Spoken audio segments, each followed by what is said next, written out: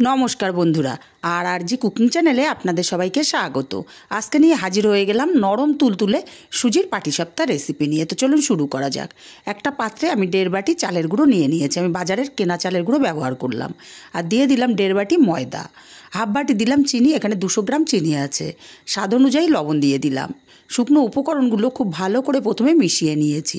এখন এখানে দিয়ে দেব ওই একই বাটি মেপে 1 বাটি দুধ, আর দেবো 1 বাটি জল। তারপরে ব্যাটারটা খুব ভালো করে গুলে নেব। আপনারা চাইলে শুধু দুধ দিয়েও ব্যাটারটা গুলতে পারেন, আবার শুধু জল দিয়েও ব্যাটারটা গুলতে পারেন।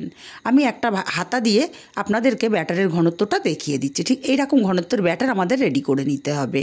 হাতার পেছনে দেখুন কোট হয়ে আছে, হাত দিয়ে দাগ দিলে সোজা দাগ পড়ে যাচ্ছে, কিন্তু ব্যাটারটা আবার দাগটা আটকে যাচ্ছে না। এইভাবে 10 মিনিট আমি ব্যাটারটা ঢাকা দিয়ে রেখে দেবো রেস্টে।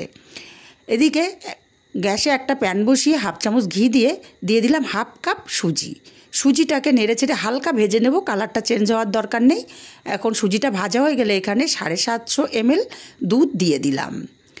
দুধটাকে দিয়ে সুজিটাকে খুব ভালো করে নাড়াচাড়া করে প্রথমে মিশিয়ে দেব, কারণ সুজিটা দলা পাকিয়ে যাবে সেই জন্য।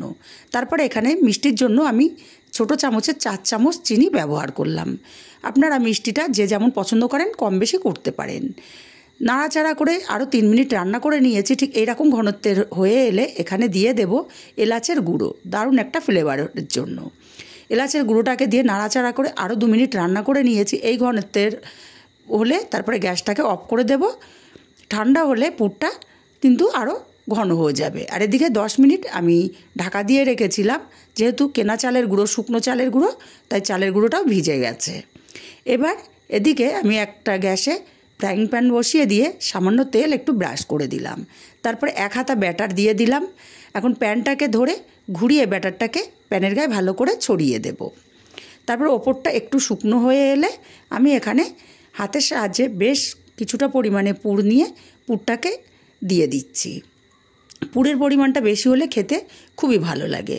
তারপরে ফোল্ড করে নেব। আর এই পদ্ধতিতে যদি আপনারা পাটিসাপটা বানান তাহলে একটা পাটিসাপটা ভেঙে যাবে না বা প্যানের গায়ে আটকে যাবে না।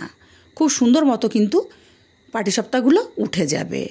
দেখুন, আপনাদের সাথে কথা বলতে বলতে আমার একটা পাটিসাপটা ভাজা হয়ে গেল। আমি উঠিয়ে নেব। আমি আরও একটা ভেজে দেখিয়ে দিচ্ছি। আমি প্রথমে তেল দিয়েছিলাম, তারপরে কিন্তু আর তেল ব্যবহার করিনি। 1 হাতা ব্যাটার দিয়ে দিলাম, তারপর প্যানটাকে ধরে ঘুরিয়ে দিলাম। এবার একটু ওপরটা শুকিয়ে এলে আবারও বেশ কিছুটা পুর এখানে দিয়ে দিচ্ছি। পুরটাকে দেওয়ার পরে তারপরে ফোল্ড করে নেব। আর একই পদ্ধতিতে আমি সবগুলো পাটিসাপটা ভেজে নেব। দেখুন, আমি যে তেল ব্যবহার করিনি তবুও কিন্তু পাটিসাপটাগুলো সুন্দর মতো উঠে যাচ্ছে। কেনা চালের গুঁড়োতে একটু ময়দা ব্যবহার করলে একটা পাটিসাপটাও কিন্তু আটকে যায় না। এইভাবে প্রত্যেকটা পাটিসাপটা আমি ভেজে উঠিয়ে নিয়েছি। রেসিপিটা কেমন লাগলো কমেন্ট করে জানাতে ভুলবেন না। ভালো লাগলে কাছের আত্মীয় স্বজন বন্ধুবান্ধবের কাছে শেয়ার করতে ভুলবেন না, আর একটা লাইক দিতে ভুলবেন না।